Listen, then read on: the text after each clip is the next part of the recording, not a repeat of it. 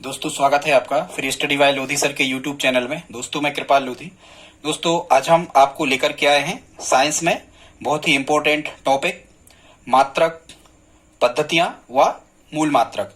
Students ये बहुत ही important topic है। हमने प्रश्नों में देखा है पिछले जो पेपर्स हुए हैं उनमें, जैसे रेलवे और मुख्यतः एमपी पुलिस भर्ती और एसएससी जीडी के जो पेपर हैं उनमें निश्चित रूप से यहाँ से एक प्रश्न पूछा ही जाता है। तो स्टूडेंट्स यदि इस वीडियो में आप हमारे साथ अंत तक बने रहते हैं तो निश्चित रूप से आपसे इस टॉपिक से आने वाले सभी प्रश्न आसानी से बन रहे होंगे। स्टूडेंट्स यहाँ से प्रश्न कैसे आते हैं, जैसे पूछते हैं कि मूल मात्रक किसे कहते हैं, मूल मात्रक कितने होते हैं, व्युत्पन्न मात्रक क्या कहलाते हैं, या जो मूल मात्रक होते हैं इनको किस संकेत अक्षर द्वारा दर्शाया जाता है, या किसका मात्रक क्या होता है, या सीजीएस का फुल फॉर्म क्या है, या एफपीएस का फुल फॉर्म क्या है, या एसआई पद्धति का फुल फॉर्म क्या है। इस टाइप से प्रश्न आपसे पूछे जाते हैं। ठीक है दोस्तों, तो यदि आप हमारे चैनल पर पहली बार विजिट कर रहे हैं तो प्लीज हमारे चैनल को सब्सक्राइब कर लें, साथ में बेल आइकन पर क्लिक करें ताकि सबसे पहले नोटिफिकेशन आपको मिलता रहे। दोस्तों लाइक तो आप कर ही दें। तो आइए प्रारंभ करते हैं आज का वीडियो, मात्रक पद्धतियां व मूल मात्रक। तो स्टूडेंट सबसे पहले हम ये देखते हैं, कभी यदि आपसे प्रश्न पूछा जाए कि मात्रक पद्धतियां कितने प्रकार की होती हैं, तो स्टूडेंट्स आपको मात्रक पद्धतियों के जो प्रकार हैं वो 3 प्रकार ही बताना है।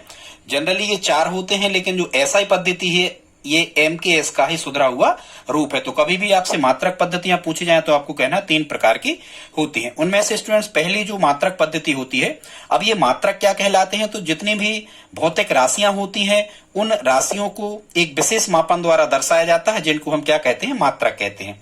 ठीक है स्टूडेंट्स, सबसे प्राचीन जो पद्धति होती है मापन की वो है सीजीएस पद्धति।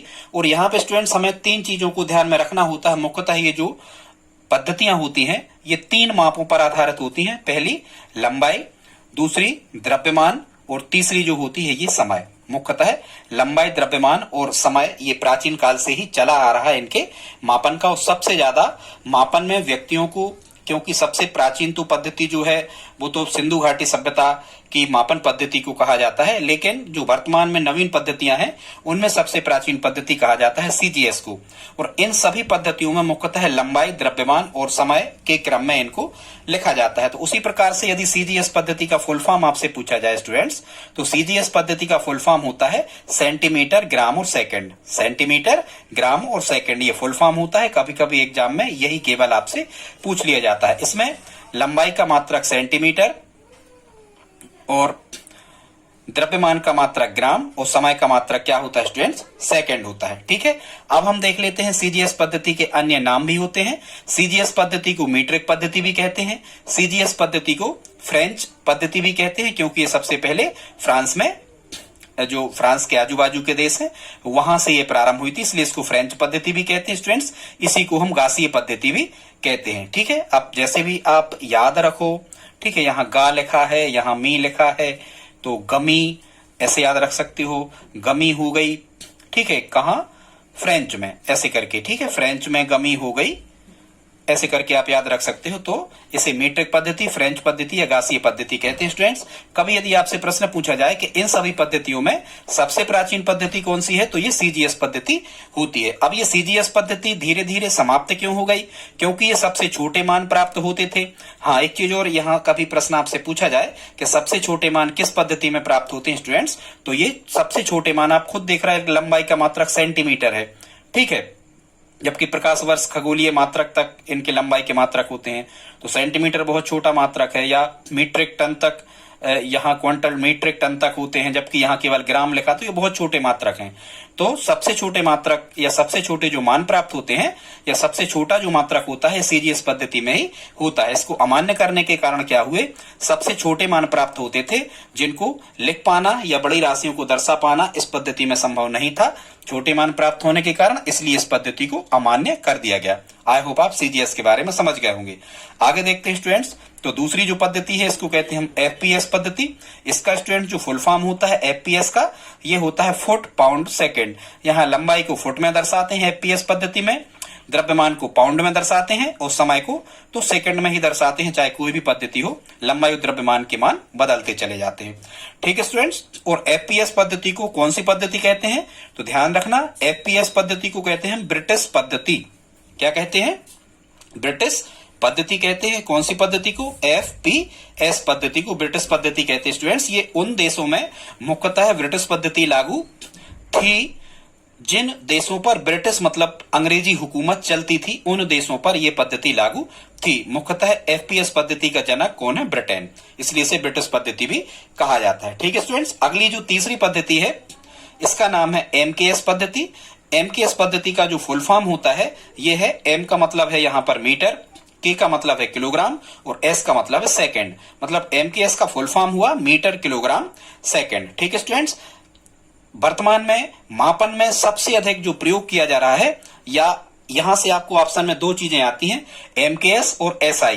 चूंकि स्टूडेंट्स ध्यान रखना, MKS का ही जो नया रूप है, MKS पद्धति का ही जो बदला रूप है वो क्या है? SI पद्धति जो वर्तमान में चल रही है। तो मापन में सर्वाधिक उपयोग वर्तमान में किसका होता है? तो आपको या तो MKS ऑप्शन में आएगा या फिर आएगा SI, दो में से कोई भी एक आएगा। तो MKS या SI दोनों आप सही कर देना, क्योंकि वर्तमान समय में MKS का ही बदला रूप जो SI है ये सबसे ज्यादा उपयोग में लाई जाती है।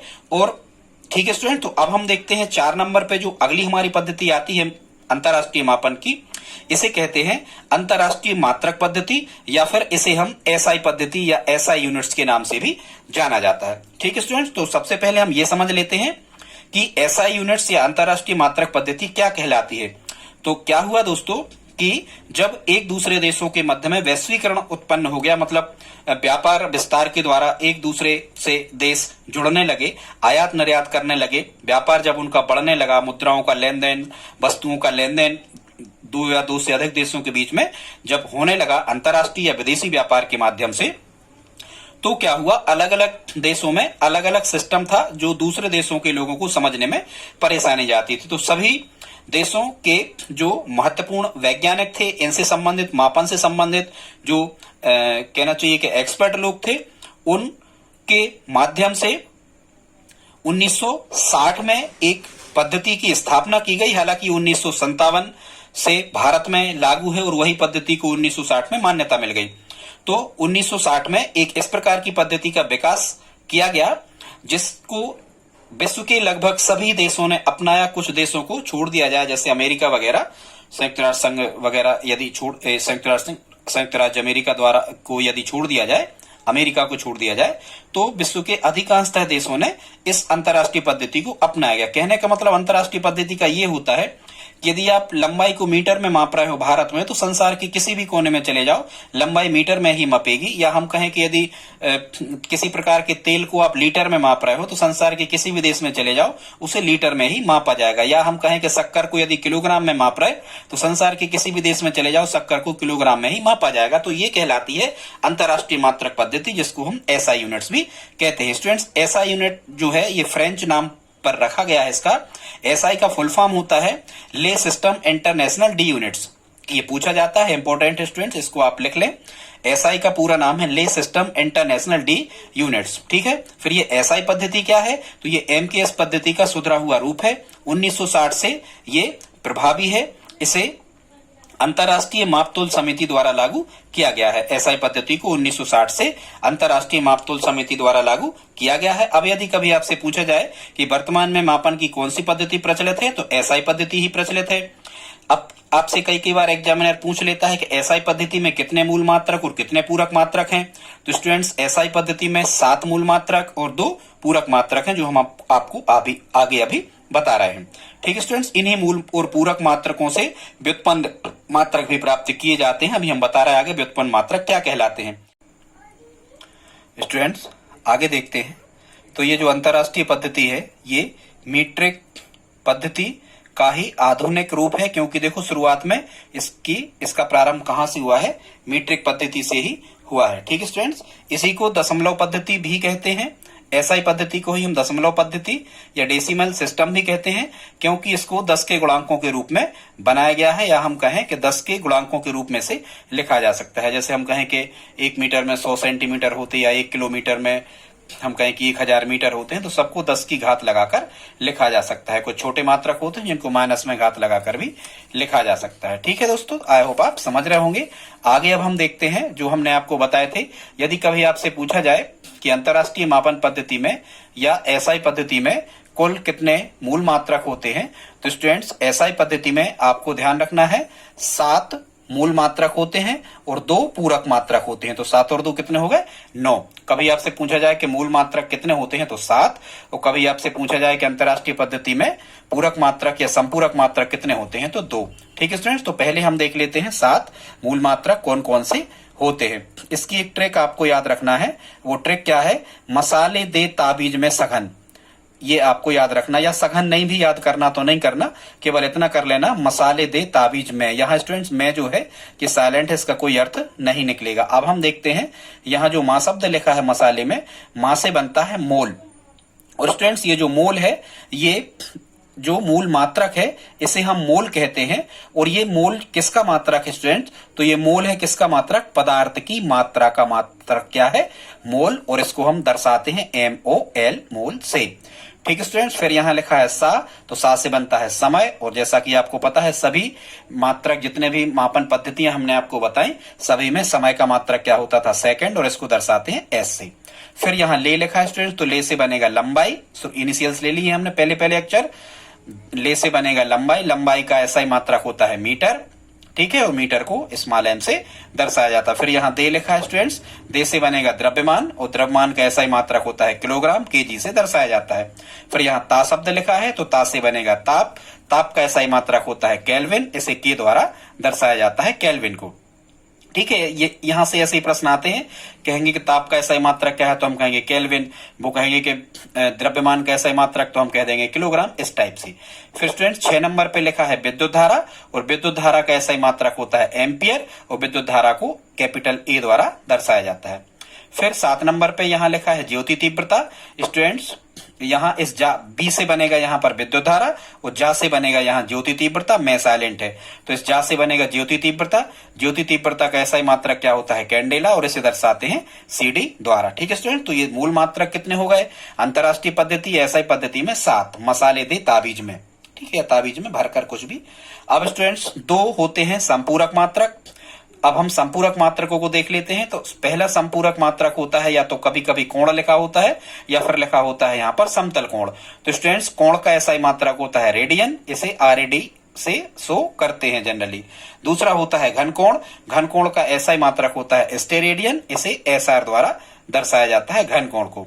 ठीक है स्टूडेंट्स, तो ये 7 मूल मात्रक, और कोण और घन कोण 2 हो गए पूरक मात्रक। ठीक है स्टूडेंट्स, अब हम देख लेते हैं कि व्युत्पन्न मात्रक किसे कहते हैं। तो ध्यान से सुनना, ऐसे मात्रक जो मूल मात्रकों से प्राप्त किए जा सकते हैं, ऐसे मात्रकों को हम व्युत्पन्न मात्रक कहते हैं। ठीक है स्टूडेंट्स, अब मूल मात्रक 7 ये और 2 ये कितने हो गए? 9।